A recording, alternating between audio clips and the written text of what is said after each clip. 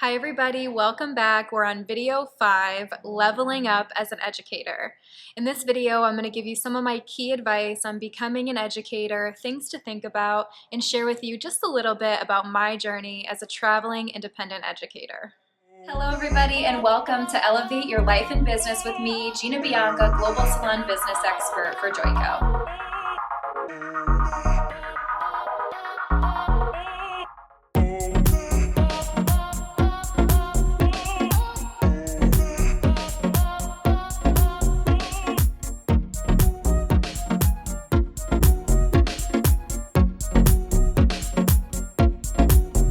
So when I first became an educator, so many people asked me, how did you start? How did you get started? How did you get this opportunity? For me and my unique journey, I had been working on my social media platform for about 8 or 9 years, building an audience of people who would maybe buy a ticket from me. So for many, many years, I was building my marketing base. During that same time, I was building my experience as an educator by training all of my assistants one-on-one. By training my assistants, I gained the experience of teaching people, learning what questions they had, learning about different learning types, and really how to become a teacher. So if you want to become an educator someday, 2 things you can do right away are take these amazing assistants and newcomers under your wing, teach them everything that you know, and don't ever stop promoting yourself on social media. The next tip I want to share with you is to specialize in something. I'm not trying to say that it's impossible, but it's much easier to become an educator when you specialize, when you have something people want to learn from you.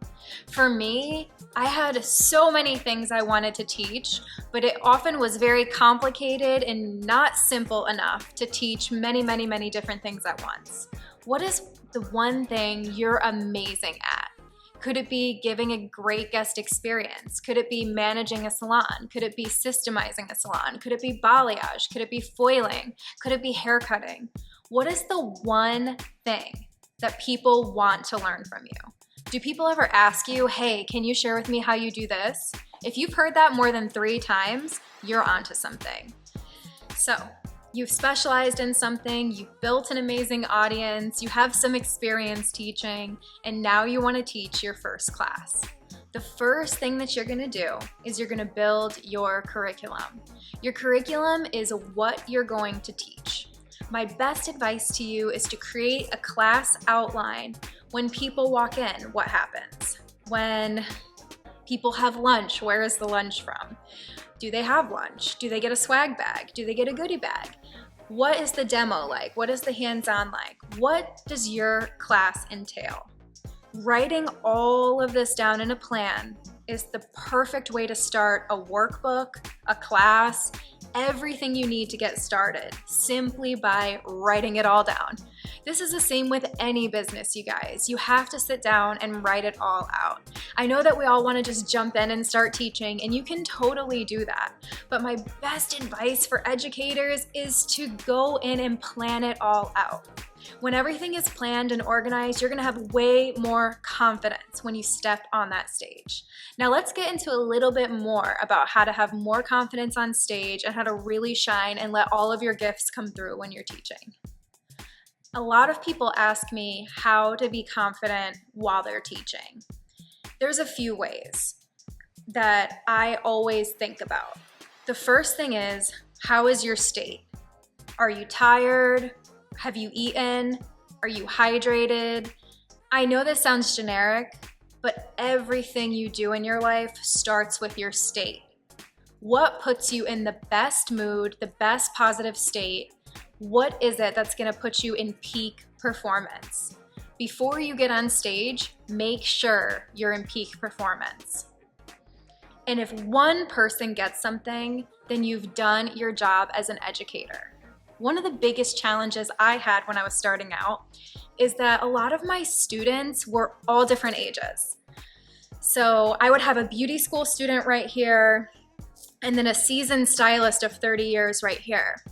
And I would have a really hard time sticking to my content and sticking to the script because I was trying to please everybody.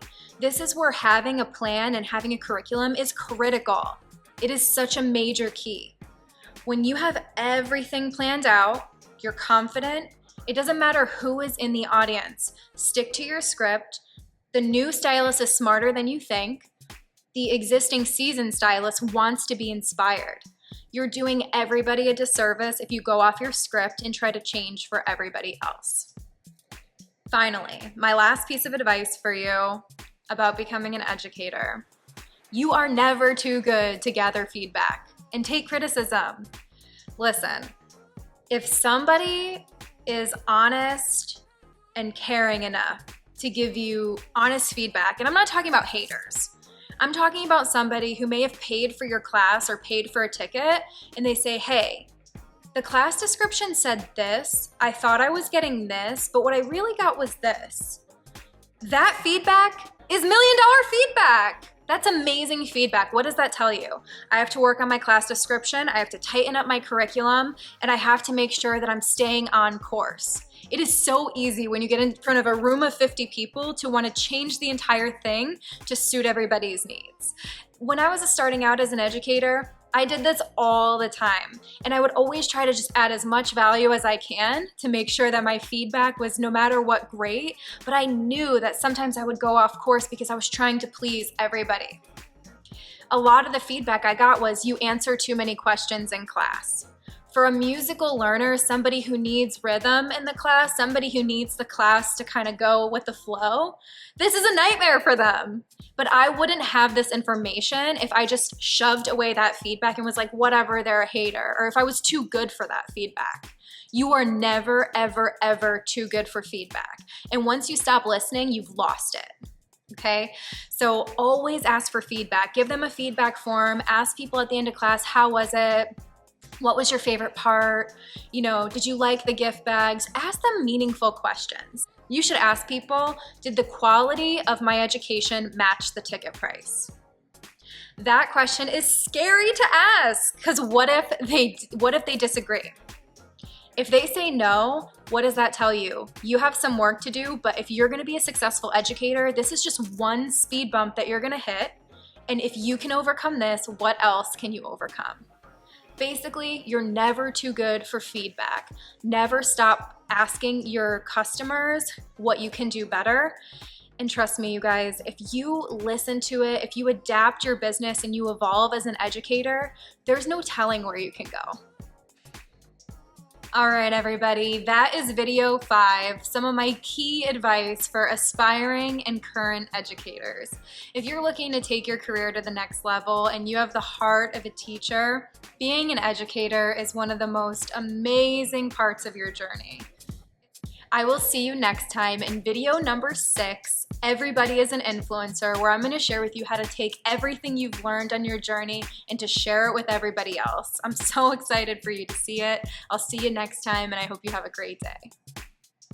Before you go, don't forget there are bonus digital downloads below.